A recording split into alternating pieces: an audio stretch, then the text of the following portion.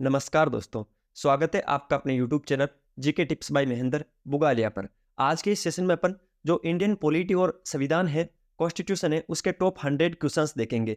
ये इतने important question है, आप चाहे एम लक्ष्मीकांत उठा लो, चाहे लूसेंट जीके की बुक उठा लो, उसमें जो इंपॉर्टेंट क्वेश्चंस है वो 1000 क्वेश्चन अपन इस सेशन में डिस्कस करेंगे। आप कोई से भी एग्जाम की तैयारी कर रहे हो, प्रत्येक एग्जाम की दृष्टि से ये सेशन इंपॉर्टेंट होने वाला है। प्रत्येक क्वेश्चन सिलेक्टेड और एग्जाम की दृष्टि से इंपॉर्टेंट है। चलिए बिना किसी देरी के आज की क्लास को अपन शुरू करते हैं। मौलिक अधिकार संविधान के किस भाग में वर्णित है? जो मौलिक अधिकार है वो संविधान के कौन से भाग में वर्णित है? तो भाग 3 में मौलिक अधिकारों का वर्णन किया गया है। अगला क्वेश्चन क्या है? मूल अधिकारों को सर्वप्रथम किस देश ने संवैधानिक मान्यता प्रदान की थी? जो मूल अधिकार है उसको सर्वप्रथम किस देश ने संवैधानिक मान्यता प्रदान की थी? तो संयुक्त राज्य अमेरिका, जो यूएसए है, उसने सबसे पहले मूल अधिकारों को संवैधानिक मान्यता प्रदान की थी। अगला क्वेश्चन, राष्ट्रपति पद का चुनाव संचालित किया जाता है तो निर्वाचन आयोग के द्वारा। निर्वाचन आयोग राष्ट्रपति पद का चुनाव संचालित करता है। अगला क्वेश्चन क्या है? भारतीय नागरिकों के मौलिक अधिकारों का वर्णन है तो संविधान के अनुच्छेद 12 से लेकर 35 तक मौलिक अधिकारों का वर्णन किया गया है। अगला क्वेश्चन क्या है? डॉक्टर भीमराव अंबेडकर ने भारतीय संविधान के किस भाग को सर्वाधिक अलौकिक भाग कहा है? तो संविधान के भाग 3 जिसके अंदर मौलिक अधिकार दे रखे हैं, उस भाग 3 को डॉक्टर भीमराव अंबेडकर ने सर्वाधिक अलौकिक भाग कहा है। अगला क्वेश्चन क्या है?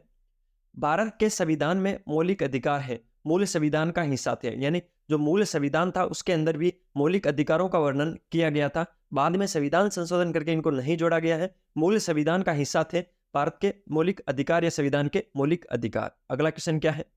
मूल अधिकार मूल कहलाते हैं। मूल अधिकारों को मूल क्यों कहते हैं, उसका कारण क्या है? तो मानव के प्राकृतिक और अप्रतिदेय अधिकार है। ये मानव के प्राकृतिक और अप्रतिदेय अधिकार है, इसी वजह से मूल अधिकारों को मूल कहा गया है। अगला क्वेश्चन क्या है? भारतीय संविधान के भाग 3 में कुल कितने अनुच्छेदों में मूल अधिकारों का वर्णन है? इंपॉर्टेंट क्वेश्चन है।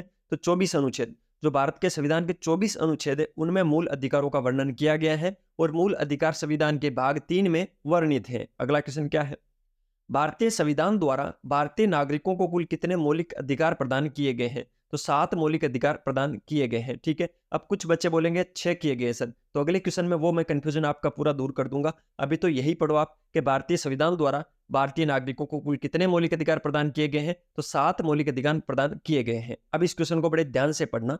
वर्तमान में भारतीय नागरिकों को कितने मौलिक अधिकार प्राप्त थे? तो वर्तमान में 6 मौलिक अधिकार प्राप्त है। सर ऐसा क्यों है? क्योंकि जो संपत्ति का अधिकार था उसको मौलिक अधिकार की श्रेणी से हटा दिया गया है, उसको एक विधिक अधिकार बना दिया गया है। इसी के चलते जो संविधान में मौलिक अधिकार है उनकी संख्या 7 से 6 रह गई है। अगला क्वेश्चन क्या है?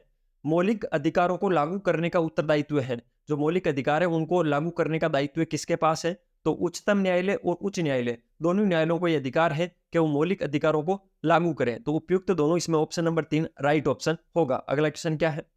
मौलिक अधिकारों के बारे में सुनवाई करने का अधिकार निम्न में से किसको प्रदान किया गया है? तो सुनवाई करने का अधिकार सर्वोच्च न्यायालय को प्रदान किया गया है, जबकि जो मौलिक अधिकार है उनको लागू करने का अधिकार उच्चतम न्यायालय और उच्च न्यायालय दोनों को है, और मौलिक अधिकारों के बारे में सुनवाई करने का अधिकार सर्वोच्च न्यायालय को है। अगला क्वेश्चन क्या है?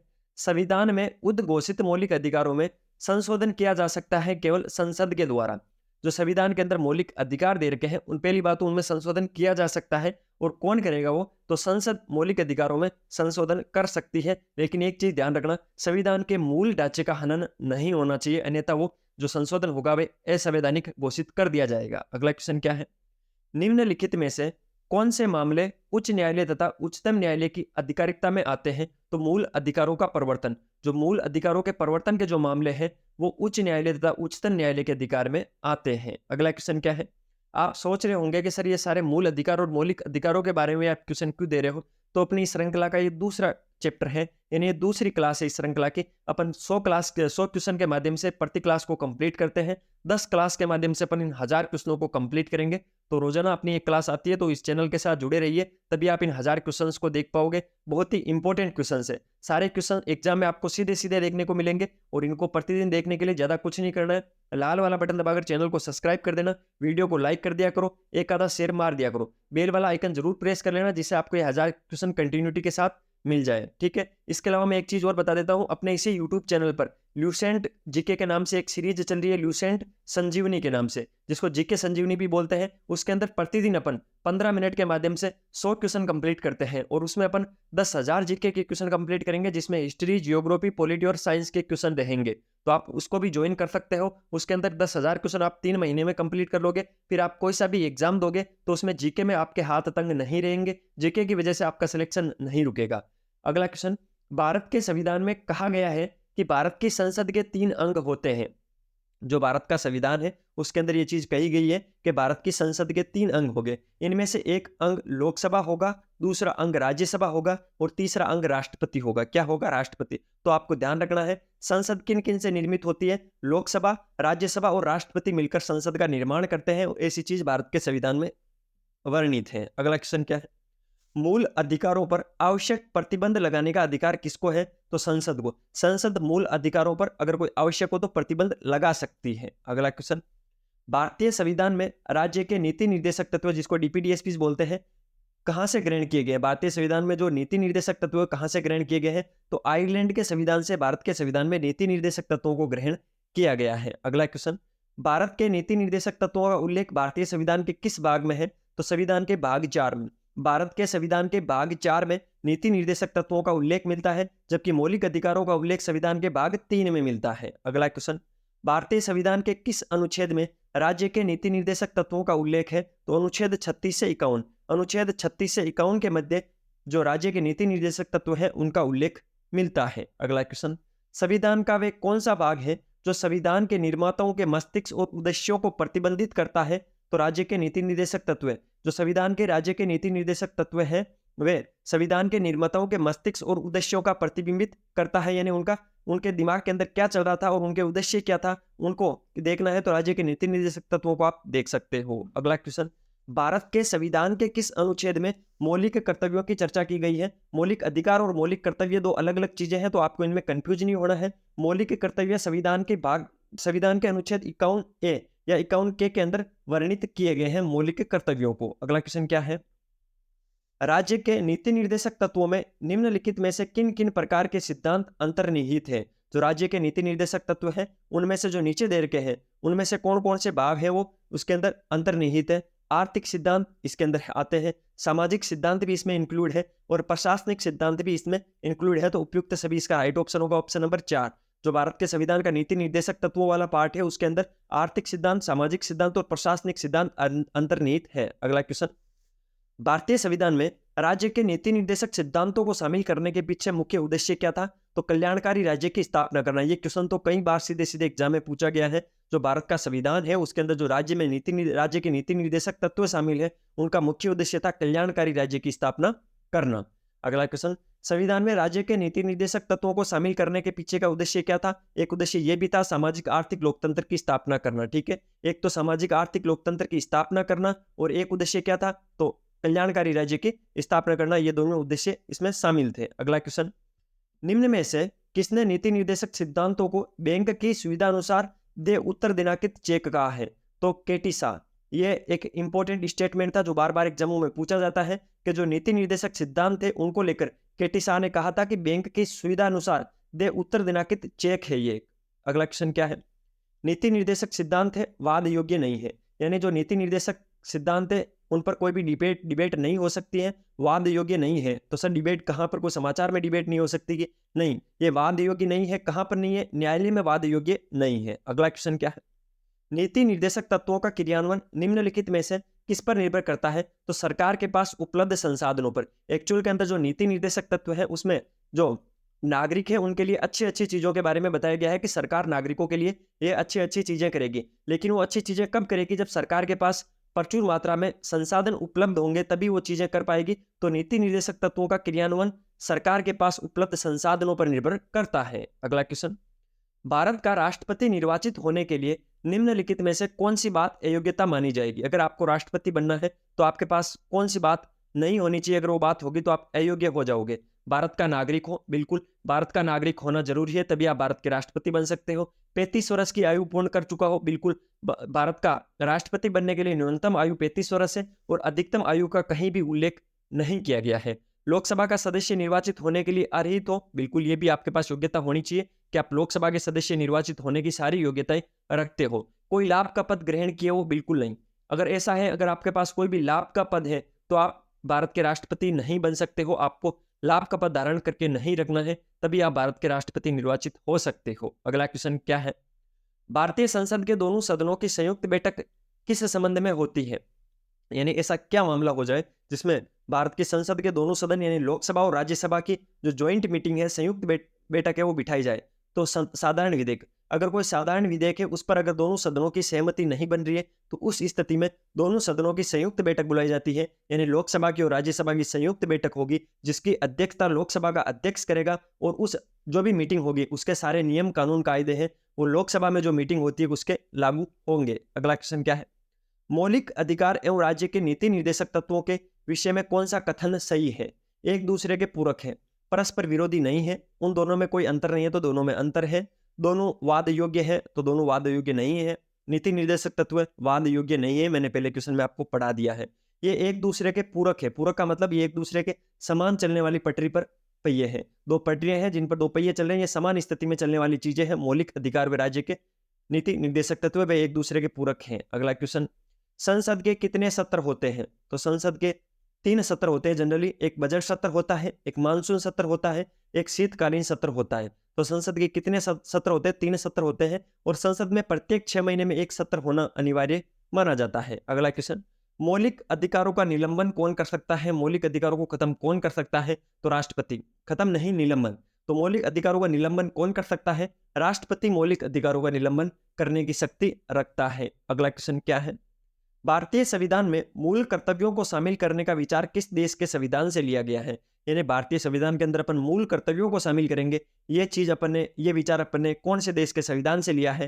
पूर्व सोवियत संघ। जो पूर्व सोवियत संघ था उसके संविधान से भारतीय संविधान निर्माताओं ने यह आइडिया लिया कि भारत के संविधान में भी मूल कर्तव्यों को अपन शामिल करेंगे। अगला क्वेश्चन, निम्न में से कौन सी एक समिति ने नागरिकों में मूल कर्तव्य को 1976 में सम्मिलित करने की अनुशंसा की थी? जो मूल कर्तव्य है वो मूल संविधान के अंदर नहीं थे, उनको संविधान संशोधन करके भारतीय संविधान में डाला गया, 1976 के अंदर डाला गया। 1976 में एक समिति बनाई गई, उस समिति की अनुशंसा पर डाला गया। तो कौन सी समिति थी? तो स्वर्ण सिंह समिति। ये क्वेश्चन कई बार एग्जामों में पूछा गया है, 3 स्टार लगा लो। स्वर्ण सिंह समिति की अनुशंसा पर 1976 के अंदर भारतीय संविधान में मूल कर्तव्यों को शामिल किया गया था। अगला क्वेश्चन, मौलिक कर्तव्यों को निर्धारित किया गया है 42वें संविधान संशोधन द्वारा। तो मैंने एक चीज मैंने आपको पहले ही बताई है, मूल संविधान के अंदर मौलिक कर्तव्य नहीं थे, 42वां संविधान संशोधन किया गया, उसके बाद मौलिक कर्तव्यों को भारतीय संविधान में शामिल किया गया। और क्यों किया गया? स्वर्ण सिंह समिति की अनुशंसा पर 1976 के अंदर इनको शामिल किया गया था। अगला क्वेश्चन क्या है, 1976 में 42वें संविधान संशोधन द्वारा नागरिकों के लिए कितने मौलिक कर्तव्यों को निश्चित किया गया? तो 10 मौलिक कर्तव्य है। कितने? 10 मौलिक कर्तव्य है, इंपॉर्टेंट है, ध्यान रखना। 1976 में 42वें संविधान संशोधन द्वारा स्वर्ण सिंह समिति की अनुशंसा पर मौलिक कर्तव्यों को शामिल किया गया था 10। अगला क्वेश्चन क्या है, संविधान के किस भाग में मूल कर्तव्यों के अध्ययन को जोड़ा गया? तो संविधान के भाग 4K में, जो संविधान का भाग 4 है उसके के सेक्शन के अंदर मौलिक कर्तव्यों को जोड़ा गया था और अनुच्छेद 51A या के अंदर इनको जोड़ा गया था। वर्तमान में संविधान में कुल कितने मूल कर्तव्यों का उल्लेख मिलता है? तो वर्तमान के अंदर 11 मूल कर्तव्य है और जो मूल संविधान था यानी पहले कितने जोड़े गए थे? 10। और वर्तमान में अगर आपसे पूछे तो आप बताओगे 11। इंपॉर्टेंट है, ध्यान रखना। वर्तमान में संविधान में कुल कितने मूल कर्तव्यों का उल्लेख है? 11। अगर वर्तमान नहीं दे रखा हो, कुल मूल कर्तव्य पूछे तो भी 11 है, और अगर पहले का पूछे, मूल संविधान में पूछे या पहले पूछे संविधान संशोधन द्वारा, तो 10 जोड़े गए थे। अगला क्वेश्चन क्या है, मौलिक कर्तव्यों को संविधान में सम्मिलित किए जाने का प्रयोजन है विनाशक और असंवैधानिक गतिविधियों को नियंत्रित करना। जो विनाशक और असंवैधानिक गतिविधियां हैं उनको नियंत्रित करने के लिए मौलिक कर्तव्यों को संविधान में सम्मिलित किया गया है। मौलिक कर्तव्यों में एक्चुअल में है क्या? तो कुछ 11 मौलिक कर्तव्य, उनके अंदर 11 अच्छी अच्छी चीजें दे रखी है कि आपको राष्ट्रगान, राष्ट्र ध्वज का सम्मान करना है, देश की एकता और अखंडता का ध्यान रखना है, ये चीजें सम्मिलित की गई है। तो विनाशक और असंवैधानिक गतिविधियों को नियंत्रित करने के लिए मौलिक कर्तव्यों को संविधान में सम्मिलित किया गया था। अगला क्वेश्चन, मौलिक कर्तव्यों की अवहेलना करने वालों पर दंड देने की व्यवस्था नहीं है। अभी दंड देने की व्यवस्था नहीं है, तो ऑप्शन नंबर 2 इसमें राइट होगा। कुछ विशेष मामलों में दंड देने की व्यवस्था भी नहीं की गई है। मौलिक कर्तव्यों को लेकर अधिनियम बनाकर दंड देने की व्यवस्था भी नहीं है। हाल फिलहाल अभी स्थिति क्या है? तो मौलिक कर्तव्यों की अगर कोई अवहेलना करता है तो उसको दंड देने की व्यवस्था नहीं की गई है। ऑप्शन नंबर 2 इसमें राइट ऑप्शन होगा। अगला क्वेश्चन, निम्नलिखित में से कौन सा एक मौलिक कर्तव्य नहीं है? तो ये क्वेश्चन करने के लिए कम से कम आपको ये पता होना चाहिए कि कौन कौन से मौलिक कर्तव्य हैं, या आपको ये पता होना चाहिए कि कौन कौन से मौलिक कर्तव्यों की श्रेणी में नहीं आते, तभी आप इस क्वेश्चन को कर पाओगे। तो संविधान का पालन करना एक मौलिक कर्तव्य है। देश की एकता और अखंडता की रक्षा करना भी मौलिक कर्तव्य है। सार्वजनिक संपत्ति को सुरक्षित रखना भी मौलिक कर्तव्य है। धर्मनिरपेक्षता का पालन करना ये मौलिक कर्तव्य नहीं है। ठीक है, ऑप्शन नंबर 3 इसमें राइट होगा। अगला क्वेश्चन, निम्नलिखित में से कौन सा मौलिक कर्तव्य नहीं है? तो पहले अपन ने 3 तो कवर कर लिए, 3 इसमें देख लेते हैं। आम भाईचारे की भावना को उजागर करना मौलिक कर्तव्य है। वैज्ञानिक संस्कार का विकास करना मौलिक कर्तव्य है। भारत की समृद्ध विरासत का संरक्षण करना भी मौलिक कर्तव्य है।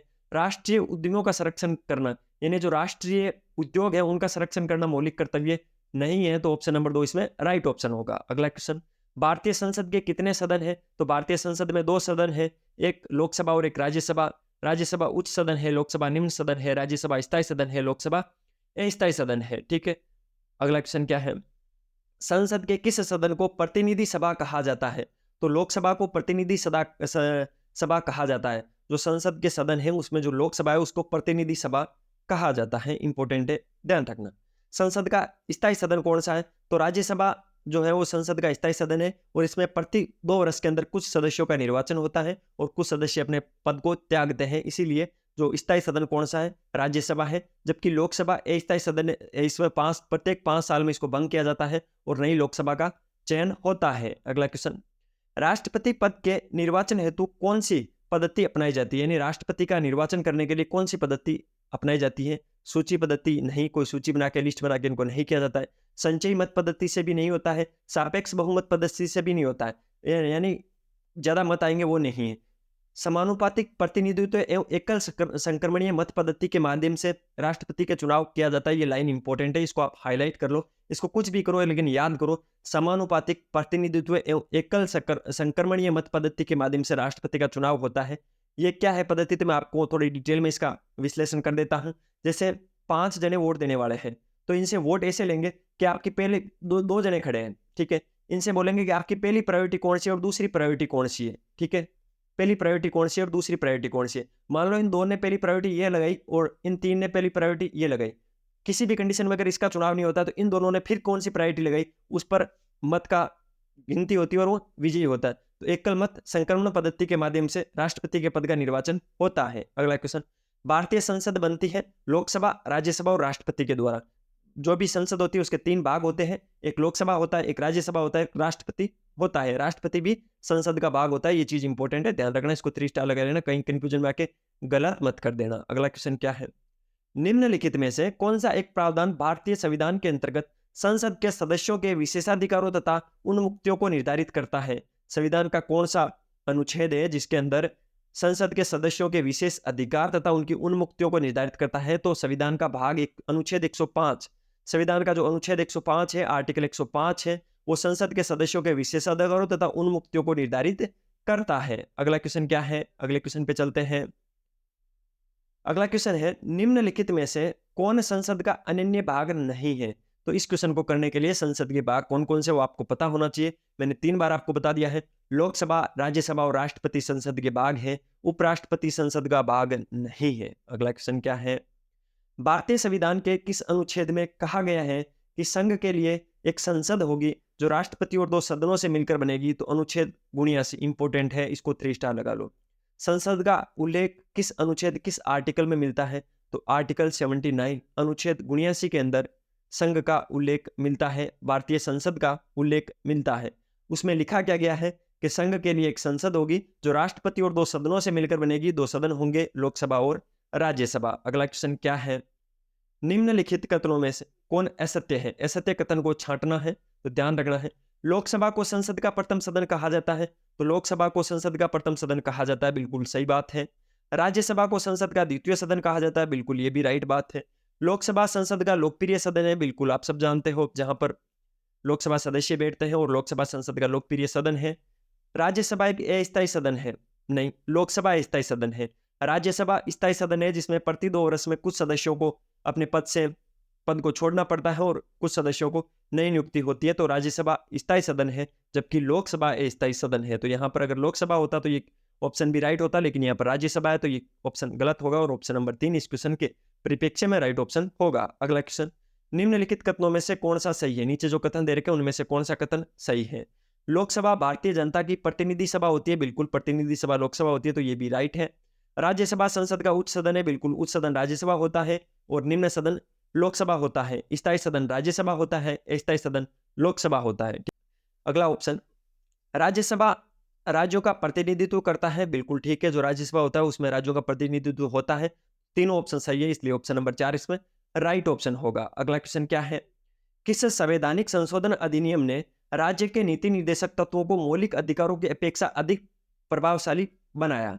तो 42वें संविधान संशोधन 1976 के माध्यम से जो राज्य के नीति निर्देशक तत्व है उनको मौलिक अधिकारों की अपेक्षा अधिक प्रभावशाली बनाया गया था। ये इंपॉर्टेंट है, ध्यान रखना। अगला क्वेश्चन क्या है, अगले क्वेश्चन पे चलते हैं।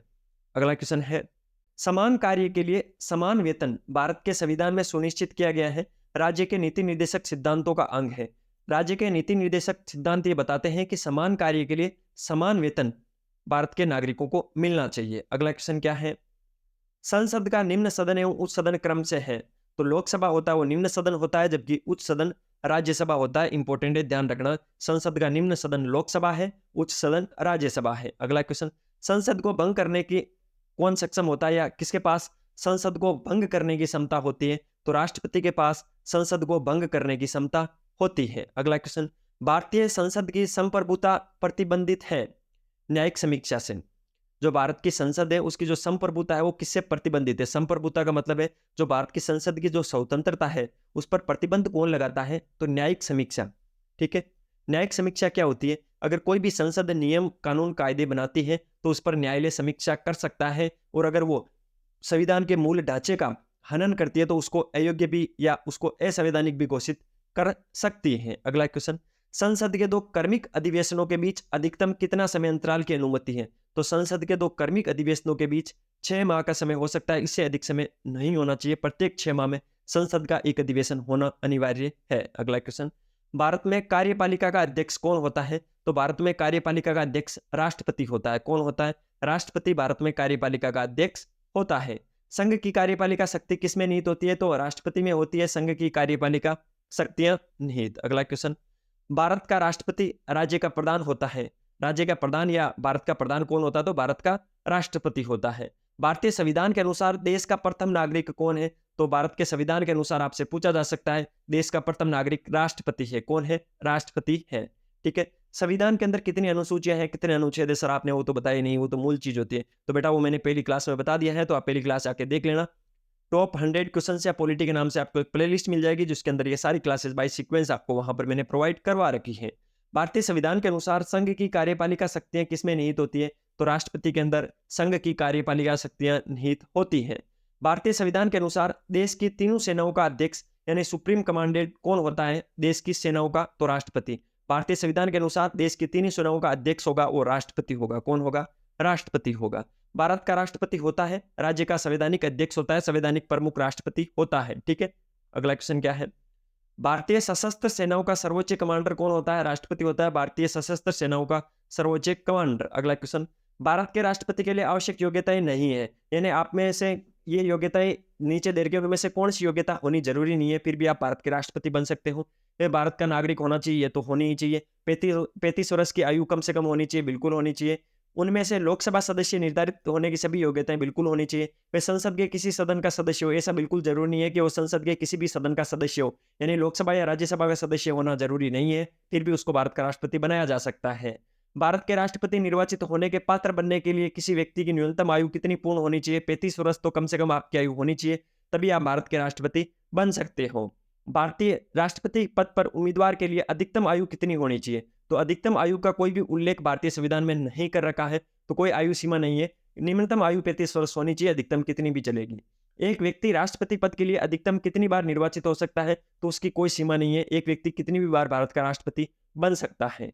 राष्ट्रपति का निर्वाचन किस प्रकार से होता है? तो अप्रत्यक्ष रूप से होता है, एकल मत संक्रमण पद्धति से होता है। और ये पद्धति क्या है मैंने थोड़ी बहुत समझाने की आपको कोशिश की थी। अगला क्वेश्चन क्या है, राष्ट्रपति पद के चुनाव संबंधी विवाद को किसे निर्देशित किया जाता है? उच्चतम न्यायालय। अगर राष्ट्रपति पद के चुनाव में कोई भी विवाद उत्पन्न होता है तो उसको उच्चतम न्यायालय देखता है। राष्ट्रपति के चुनाव के लिए प्रस्तावक व अनुमोदकों की संख्या कम से कम कितनी होनी चाहिए? तो 50 अनुमोदक और 50 प्रस्तावक होने जरूरी है, तभी आप राष्ट्रपति का चुनाव लड़ सकते हो। और उपराष्ट्रपति के लिए यह संख्या 20 है। उपराष्ट्रपति का चुनाव लड़ने के लिए आपके पास 20 प्रस्तावक और 20 अनुमोदक होने चाहिए, जबकि राष्ट्रपति के चुनाव के लिए आपके पास 50 अनुमोदक और 50 प्रस्तावक होने चाहिए। अगला क्वेश्चन, मूल अधिकार और राज्य के नीति निर्देशक तत्वों में क्या अंतर है? मूल अधिकार वाद योग्य है। मूल अधिकारों को जो भी आपकी जुडिशरी है, जो भी आपकी न्यायालय है, उसके अंदर उसको लेकर विवाद हो सकता है, वाद योग्य है, चर्चा हो सकती है। जबकि राज्य के नीति निर्देशक तत्व है वो वाद योग्य नहीं है। ये इनके बीच अंतर है। अगला क्वेश्चन, कि संघीय व्यवस्थापिका को किस नाम से जाना जाता है? तो संसद के नाम से भारत की संघीय व्यवस्थापिका को जाना जाता है। ये थे आज के इंपोर्टेंट 100 क्वेश्चन। अपन 1000 क्वेश्चन देख रहे हैं इंडियन पॉलिटी के, जिसमें अपन 10 क्लासेज के माध्यम से प्रत्येक क्लास में 100 क्वेश्चन कंप्लीट करेंगे। सारी क्लासेज पाने के लिए आपको ज्यादा कुछ नहीं करना है, लाल वाला बटन दबाकर चैनल को सब्सक्राइब कर देना, वीडियो को लाइक कर दिया करो, हाँ बेल वाला आइकन जरूर दबा लेना, जिससे आपको नोटिफिकेशन मिलेगा, मुझे मोटिवेशन मिलेगा। इसके अलावा कमेंट में बता दो, इसके अलावा आपको किस सेशन में या किस टॉपिक पर आपको क्लास चाहिए, वो मैं प्रोवाइड करवाने की कोशिश करूंगा। मिलते हैं फिर किसी नए सेशन के साथ, तब तक अपनी पढ़ाई जारी रखो, स्वास्थ्य का ध्यान रखो, टेक केयर, जय हिंद।